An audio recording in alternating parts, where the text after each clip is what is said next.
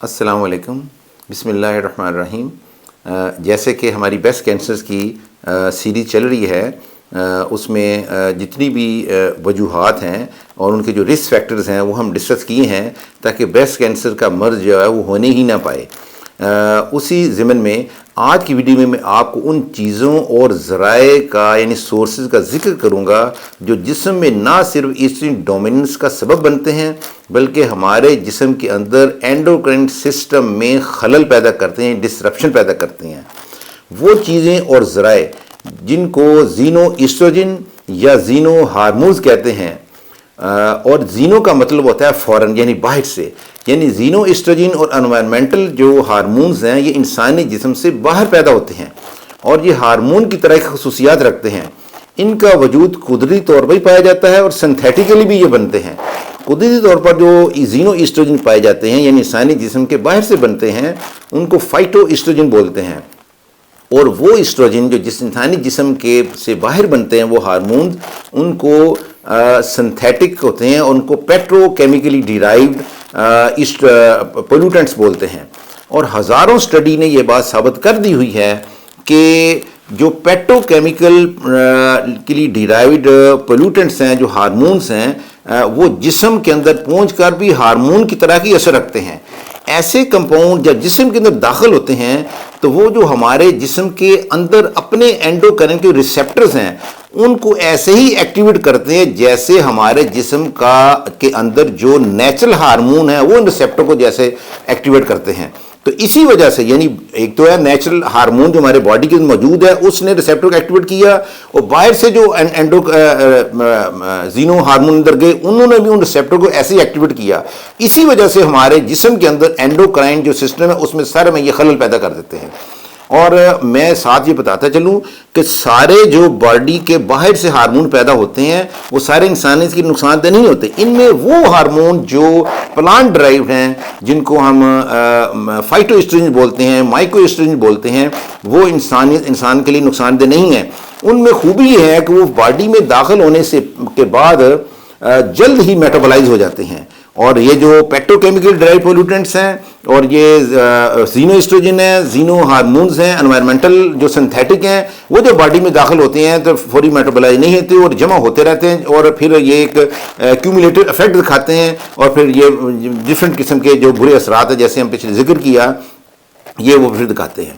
تو اب میں آپ کو ان زینو ہارمونز کے کامن سورسز بتاتا ہوں جن کے اندر یہ پائے جاتے ہیں، اور ان سورسز سے ہم نے بچنا ہے تاکہ نہ ہمارے باڈی کا جو نظام ہے، اینڈوکرائن سسٹم ہے، وہ خراب نہ ہو اور ایسٹروجن ڈومیننس نہ ہو۔ ان میں سب سے پہلے میں آپ کو بتاؤں گا پیٹرو کیمیکلی ڈیرائیوڈ پیسٹیسائڈز، ہربیسائڈز اور فنگیسائڈز ہیں۔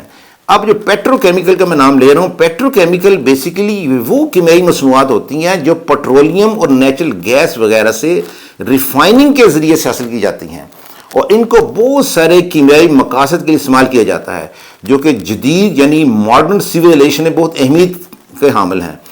پیٹرو کیمیکل میں شامل ہیں پیسٹیسائڈ ہیں، ہربیسائڈز ہیں اور فنگیسائڈز ہیں۔ ان کو عام زبان میں کیڑے مار ادویات بھی کہا جاتا ہے، یعنی ایسی کیمیکل جن کو مختلف جگہوں کے کیڑے مارنے کے لیے، جراثیم مارنے کے لیے استعمال کیا جاتا ہے۔ اب اس میں جڑی بوٹی مار دوا ہیں، کیڑے مار دوا ہیں، انسیکٹ ریپیلنٹس ہیں، یہ جو ماسکیٹو ریپیلنٹس ہم استعمال کرتے ہیں وہ بھی اس میں شامل ہیں، اینیمل ریپیلنٹس شامل ہیں، ریٹ پوائزننگ جو ریٹ کو جو پوائزن دیتے ہیں مختلف طریقے سے وہ اس میں شامل ہیں۔ میں آپ کو ان کیمیکل کی لسٹ اب بتاتا ہوں، اگر لیبل پر ان میں سے کوئی نام ہو تو اس کو مت استعمال کریں۔ یہ ساتھ میرے سکرین پہ جو کیمیکل کی لسٹ چل رہی ہے وہ آپ وہاں سے ملاحظہ کر سکتے ہیں، لیکن ایک بتا دوں آپ، اگر کوئی نام کیمیکل جو اس لسٹ میں مس ہے تو آپ یہ نہ سمجھیے کہ وہ سیف ہے۔ انفیکٹ جتنے بھی یہ پیسٹیسائڈز ہیں اور انسیکٹیسائڈ ہیں یہ سارے کے سارے انسانیت کے لیے نقصان دہ ہیں۔ نیکسٹ جو کامن وجہ ہے جس کی وجہ سے اینڈوکرائن ڈسرپشن پیدا ہوتی ہے اور ہمارے جسم کے اندر خواتین کے جسم میں ایسٹروجن ڈومیننس پیدا ہوتی ہے، چونکہ ہمارا اس وقت ٹاپک بریسٹ کینسر ہے اس لیے میں بار بار ذکر اسی کا کر رہا ہوں۔ ان میں سے اور بہت سارے باڈی میں نقصانات ہیں، اس لیے وہ پھر کسی وقت ذکر کروں گا۔ نیکسٹ جو پوائنٹ ہے کار اگزاس، جو کار کا دھواں ہے یہ بھی جسم میں داخل ہو کے ایسٹروجن ڈومیننس کا سبب بنتا ہے۔ اور اگلی جو کامن چیز ہے وہ سالوینٹس ہیں اور ایڈیسیوز ہیں جن اشیاء میں پائے جاتے ہیں. ان اشیاء کی بھی میں آپ کو ایک لسٹ بتاتا ہوں, یعنی وہ کامن چیزیں جو ہم استعمال کرتے ہیں ان چیزوں کو پہلے میں نام بتاتا ہوں, ان چیزوں کو لیبلوں پہ ہمیں دیکھ لینا ہے, پھر میں ایک لسٹ بتاؤں گا کیمیکلز کی کہ وہ کیمیکل اس چیزوں میں ڈلے تو نہیں ہوئے. اب دیکھیں کتنی کامن استعمال کی چیزیں ہیں. ہم جو نیل پالش خواتین استعمال کرتی ہیں ان میں سالوینٹس جو ڈلے ہوتے ہیں وہ نقصان دہ ہیں.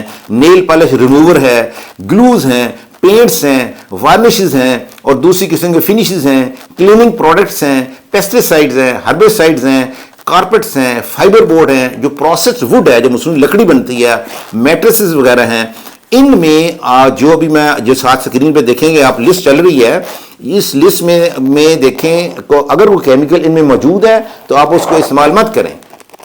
اور اس کے بعد جو نیکسٹ جو کامن چیز ہے جو اس ڈومینس کا باعث بنتی ہے وہ ایملسیفائڈز اور ویکسز جو مختلف قسم کے سوپس اور کاسمیٹکس استعمال ہوتے ہیں.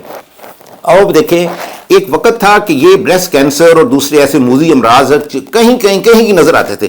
اب کامن کیوں نظر آ رہے ہیں؟ کوئی گلی محلہ یا کوئی بازار یا مارکیٹ ایسی نہیں ہوتی جس میں بیوٹی پارلر نہ ہو, اور ہر گھر میں بے شمار کاسمیٹک استعمال ہو رہے ہوتے ہیں. اور اس میں جو ایملسیفائڈ ڈلتے ہیں اور ویکسز ڈلتی ہیں سوپس میں اور کاسمیٹکس میں, یہ بھی سارے ایسٹروجن ڈومینس کے باعث بنتے ہیں. اب آگے جو ڈرائی کلیننگ میں استعمال ہونے والے کیمیکلز ہیں, یہ ڈرائی کلیننگ کرتے ہیں نا اس میں, اور پھر پلاسٹر کی تقریباً ساری اشیاء, پلاسٹر کی اشیاء کو تو استعمال کرنا ہی نہیں چاہیے. خاص طور پہ گرم فوڈز جس میں استعمال کرنا ہے آپ نے وہ نہ استعمال کریں. اور پلاسٹر کی اشیاء برتن میں ڈال کے آپ مائکرو اوون میں ڈال دیتے ہیں, وہ نہ کریں آپ. اور اگلی جو سب سے کامن وجہ ہے وہ ہے فائلیٹس ہیں. یہ مصنوعی فائلیٹس, یہ مصنوعی کمپاؤنڈز ہوتے ہیں جو پلاسٹر کی اشیاء میں ان کو فلیکسیبلٹی پیدا کرنے کے لیے ڈالے جاتے ہیں.